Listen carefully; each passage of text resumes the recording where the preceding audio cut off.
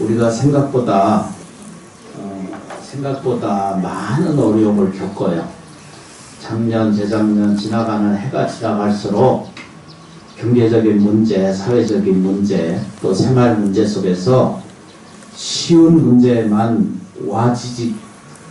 쉬운 문제만 오는 것이 아니라 우리가 극복해야 될 문제들이 개인적으로는 또는 사회적으로다 또는 환경적으로 굉장히 아주 위급한 상태에 도달해 있는 것이 사실이거든요. 그것이 어려워요. 어려운 것은 누구나 다 인지하고 있는 현실이거든요. 그래서 기도하는 겁니다. 근데 어떤 역경이나 어떤 장애가 있어도 기도하는 힘을 빌으면 지장보살님 전에 기도하고 화엄성중님께 정성을 다해서 기도하고 그러면 우리가 겪지 못할 일이 없다 이렇게 표현하셨거든요. 어려운 일을 겪어내지 못할 일이 없다 그랬습니다. 우리 민족이 임진왜란도 겪어왔고 6.25도 겪어왔고 이렇게 어려운 시대를 겪어왔는데도 그래도 거꾸로 되다 보면 지금처럼 좋을 때가 없어요. 그래도 눈을 뜨고 보면 지금처럼 좋을 때가 없어요. 넘쳐나오는 쓰레기를 보면 알 수가 있거든요. 얼마나 많이 우리가 소비하고 사는지 이루 말할 수 없는 현실의 이 풍요로움이 넘치다 못해 지나치게 넘칠 정도로 많이 지금 우리 삶 속에 스며들어와 있거든요. 그래서 이걸 경계하지 않고 마음에 경계 없고 모든 형상이 일어나는, 다시 말해서 우리가 얘기하는 몸뚱아리나 우리가 갖고 있는 보고 듣고 느끼는 이것을 감정이라고 감성이라고 그러잖아요. 이 선을 넘어서서 위협할 상태가 될 정도로 심한 상태에 와 있어요. 불자님들이라도 올바른 기도하는 마음의 원동력을 딱 세우시고 근본적으로 돌아다 보면은 많은 사람들이 자기 껍데기를 들여다보고, 그러니까 몸으로 지향하는 모든 현상적인 삶의 방식을 이게 세상의 전부라고 들여다보는 안목 인식이 있기 때문에, 그렇게 인식하고 살기 때문에 이게 잘못됐다고 말할 수는 없습니다. 누구나 다 그렇게 보고 사니까. 그런데 이제 세월이 지나가 봐요. 세월이 지나가다 보면 물질도 나를 절대 행복하지 않고요. 사람도 나를 절대 행복할 수가 없고, 모든 관계가 다 원만해지지 않거든요. 이게 왜 이런 현상이 생기는가라고 들여다보니까 사람이 마음을 일으킬 때 집착하는, 욕심되는 마음이 자기가 먼저 수성하기 때문에 그것이 자기를 지배하다 보니까 큰 스님 법문에 이렇게 표현해요. 우리가 들여다보는 모든 현상을 보면 물하고 얼음하고 이렇게 나눠져 있잖아요. 그죠? 물하고 그건 다 아시잖아요. 물을 얼리면 얼음이잖아요. 근데 우리가 이제 본질이 물이라면 얼음의 본질은 물이잖아요. 그런 것처럼 인간의 육체의 형태가 가지고 있는, 육체가 보는 것, 느끼는 것, 들여다보고 아는 것, 이것 외의 것에 본질 세계가 있다라고 이렇게 표현해요. 우리들 세계 속에 본질의 세계가 있다라고 이렇게 표현하는 거예요. 근데 이건 들여다보지 않고 뭐든지 얼음만 보는 거예요. 자기 육체가 늙은 거, 자기가 괴로운 거, 자기가 아픈 거, 자기가 힘든 거. 그래서 이건 전부 형태만 들여다보고 있거든요. 그러니까 다 그걸 물려주려고 애를 써요. 형태를 물려주려고 애를 쓰는 거예요. 재물을 물려주고 생각하고 있고, 이게 뭐죠? 명예를 물려주려고 그러고, 또 모든 것이 물려주고 나면 그게 없어진다는 것을 모든 것은 물려줄 것이 없는데 물려주거든요. 뭐든지 다 이게 이 모양으로 만들어서 준 것은 다 그것이 다 이게 그걸 얼음이라고 얘기하면 녹아지는 슬픔을 다 겪는다는 거예요. 가지면 가질수록 없어질 때의 고통이 따르거든요. 많이 가지면 가질수록 나무 지장 목사 안 해보셔서 모르시는 결혼해가지고 사랑을 지극히 느낀 사람이 반대로 뭐가 와요, 그죠? 고통이 더 큰 거예요. 적당히 만나다 적당히 헤어지면 전혀 기억도 안 하거든요.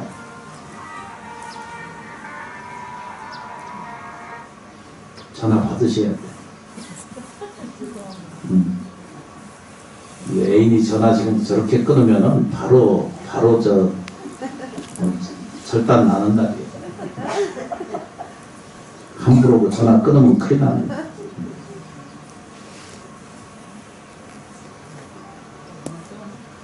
여기 좀 보세요. 저희가 사는 세계가 이렇게 모양이 얼음으로 모여 있다라고 이렇게 보시면 돼요. 어떻게 된다고요? 언제 녹을지 몰라. 언제 깨질지 몰라. 언제 뭐죠? 언제 해서 오염될지 몰라. 그렇잖아, 그죠? 그런데 그런 줄 몰라. 그게 없어지면 이게 없어지면 욕구도 없어지고 육체도 없어지고 생활도 다 없는 거거든요. 없어져 가거든. 없는 거를 붙들고 우리는 평생 희노애락을 느끼는 거예요. 실제로 그게 없거든요. 녹아내리는 것이 무서워하는 거예요. 그러니까 쉽게 말하면 병들고 늙고 죽는 것을 두려워하는 거예요. 근데 그건 본질적으로 들여다보면 부처님 가르침은 녹아서 없어지는 게 정상이거든요. 그게 부처님 뜻이에요. 그러니까 생각만 몸이 아프면 이건 괴로움이다 이렇게 생각하는 것은 중생의 생각일 뿐이에요. 중생이 아는 것은 평생 속에 살다가 없어져 가거든요. 없는 것을 평생을 우리 쫓아다니거든요. 그런 줄 알면서 우리는 정초 7일 기도를 왜 하실까? 제 첫 번째 원하는 것이 이제 복이 좀 있으려고 살아야 되거든요. 근데 눈을 뜨고 보면은 깨달은 사람도 공부한 사람 견성하신 분도 깨닫고 나서 보면은 똑같아. 이해한 사람도 똑같아. 쉽게 표현하면 그냥 아는 거예요. 뭘 아느냐 그러면 모르는 것을 아는 것을 그 깨달음이라고 그래요. 깨달음이라는 게 그렇게 무슨 위대하게 이렇게 표현되는 게 아니에요. 그러면 깨달으면은 천지 만물이 뭐가 달라져서 어떤 세계가 보이느냐는 그렇지 않다 그러거든요. 깨달은 사람들의 깨달은 큰 스님들의 그 족적을 살펴보면은 똑같아. 아침에 일어나는 것이 똑같고요. 저녁에 잠을 자는 게 똑같답니다. 근데 딱 다른 것이 있어. 깨달지 않은 사람은 일어나기가 싫고, 깨달지 않은 사람은 일하기 싫어. 일은 적게 하고 돈은 많이 먹고 싶고, 움직이는 것은 적게 하고 좋은 몸매는 가지려고 해. 운동은 적게 하고 건강하기를 원해. 이게 중생이에요. 그래서 깨달은 사람은 아침에 일어나는데도 두려워하지 않는 거예요. 기쁘게 일어나는 거예요. 그러니까 요거 차이밖에 없다는 거예요. 잠잘 때도 오늘 내가 하루를 잘 살았으니까 이불 덮고 자는 것이 얼마나 감사한가. 내가 살아있는 것을 자각하고 느껴서 오늘 이 세상에 태어나는 것이 얼마나 이게 귀한 건지를 모르는 거예요. 중생은 단지 모를 뿐이라. 변한 게 아무것도 없어요. 그러니까 고통이라는가 중생이라고 하는 것은 몸으로부터 일어나는 이 모든 고통이 실제로 없는 거거든요. 육체가 갖는, 그러니까 더 잘 된다 안 된다, 이런 것은 자기 인가 속에 있는 거거든요. 공덕을 짓는다라고 하는 말은 여러 번 말씀드렸잖아요. 그렇죠? 이 공덕은 우리가 가지고 있는 육체를 더 위하거나 더 위대해지거나 이런 것을 얘기하는 것이 아니라 그 육체를 통해서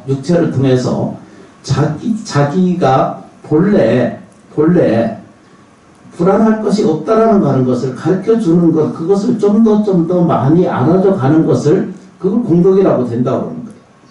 다시 거꾸로 얘기하면 육체가 귀한 것이긴 하고 육체가 있기 때문에 우리는 도도 얘기하고 부처님도 얘기하고 사람도 얘기하고 재산도 얘기하지, 지금 아무것도 내가 눈에 보이지 않고 육체가 없다면 그게 영원히 있겠어요? 없는 거잖아요.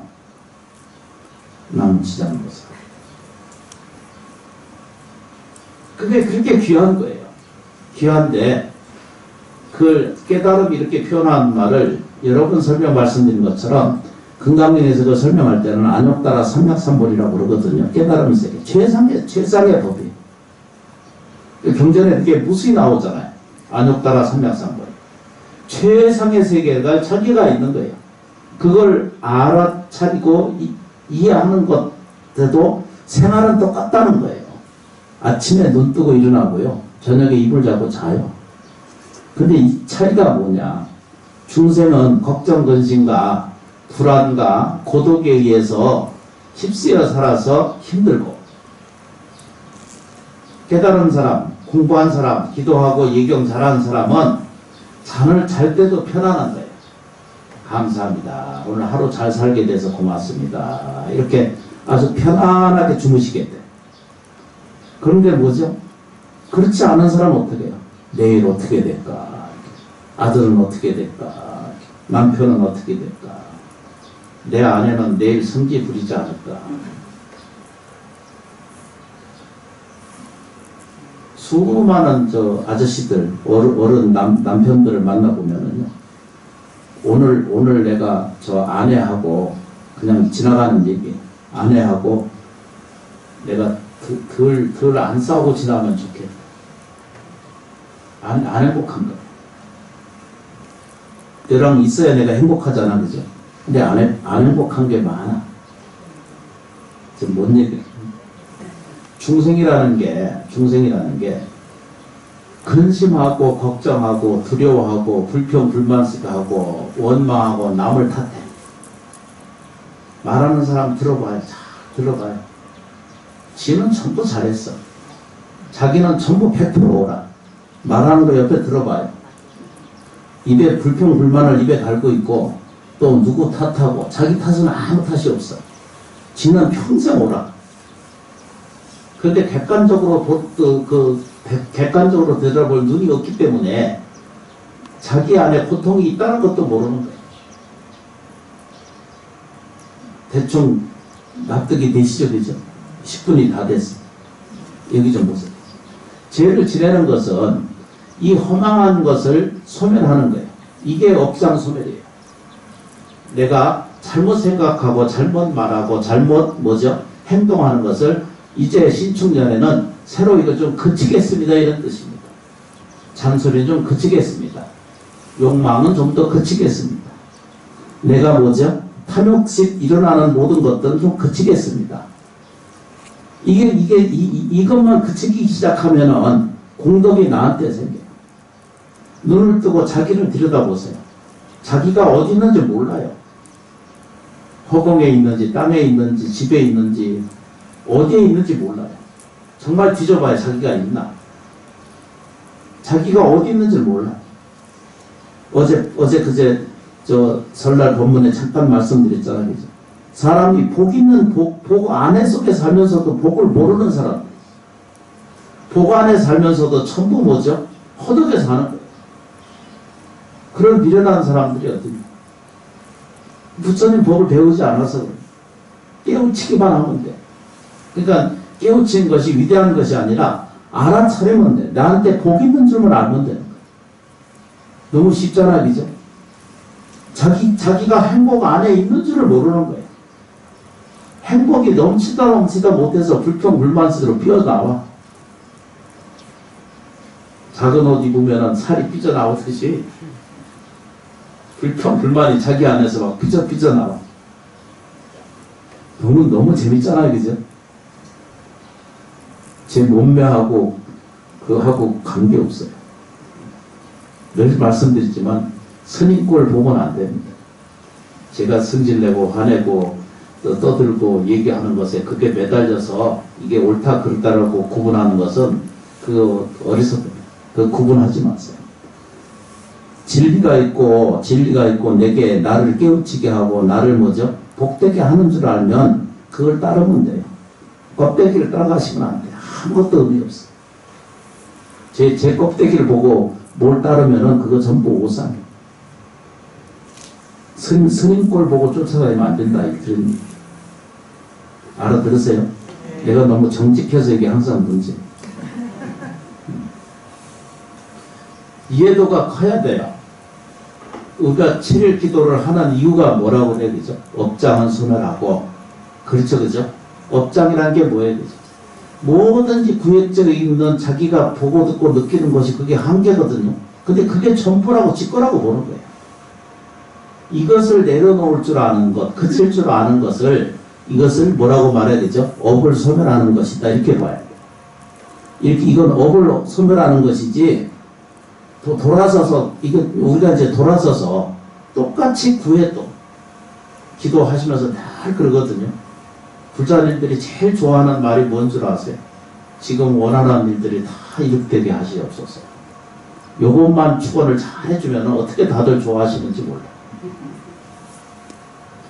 근데 제가 축원드리는 같은 내용이라도 내가 지금 원하는 것을 이루어지게 하소서라고 하는 것은 내 본질적인 모양의 형태의 어떤 모양의 형태가 아니라 얼음으로 모양이 어떤 모양으로 있다 하더라도 그건 헛거예요.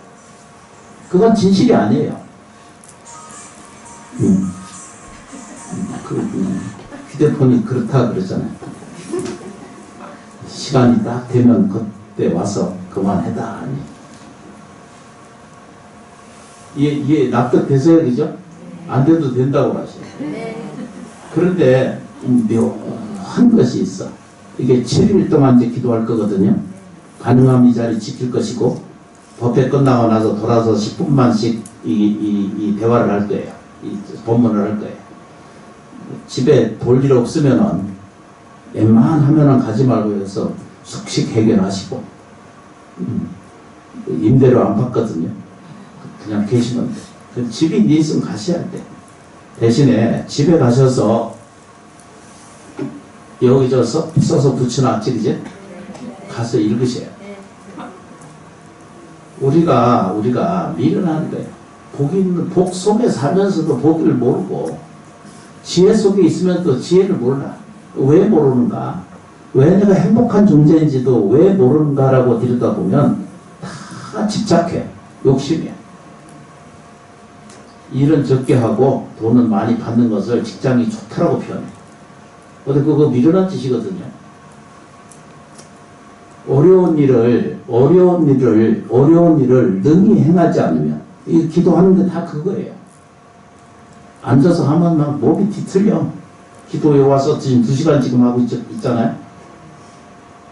집중하지 않으면은 온몸이 뒤틀려. 참 재밌는 현상이에요. 기도를 하잖아, 그죠? 옛날 스님들 시켜보면 그냥 하기 싫어서 그냥 온몸이 뒤틀려. 저한테도 공덕이 안 되고 남한테도 공덕이 안 돼. 그런 시간을 헛되게 보내는 거예요. 우리가 다. 어려운 것이 딱 부딪히고 생기면 딱 그것만 알아차리고 이해하시면 돼요. 어려운 일이 딱 부딪혀나, 그죠? 우리가 어려운 일을 하나도 행하지 않으면, 어려운 일을 내가 능히 행하지 않으면 한 털럭도 나는 진보하지 않아요. 나는 성장하지 않아요. 내 영혼이 성장하지 않게 돼요. 그래서 기도하는 거잖아요. 그죠? 정해서 기도하는 건 그래서 하는 거거든요. 답을 드릴 수 있는 내용 중에 하나는 여기서 7일 동안 기도하고 예경하는 만큼 1년 내내 살아갈 만한 복력을 7일 동안 만드는 겁니다. 그래서 기도하는 거예요. 정초 기도는 그래서 하는 겁니다. 원을 딱 세우시고 2년 되는 분들이 이 공부하고 수행하셔야 돼요. 7일 동안 딱 붙들고 앉아서 하셔야 돼요. 어떻게 하시든가 이렇게 붙잖아, 그죠? 어떻게 할 건가? 그냥 형식적으로는 방편으로는 지장보살님을 10,000번씩 부르세요. 그냥 오늘 2년 오시신 분들에게 숙제입니다. 뭐라고 해야 되죠? 저도 그렇게 똑같이 할 겁니다. 지장보살님을 10번을, 10번이랍니다. 10,000번. 10,000번 하면 얼마나 하는 거 아시죠? 그나 해보세요. 하루에 2시간 반 정도 하면 돼요.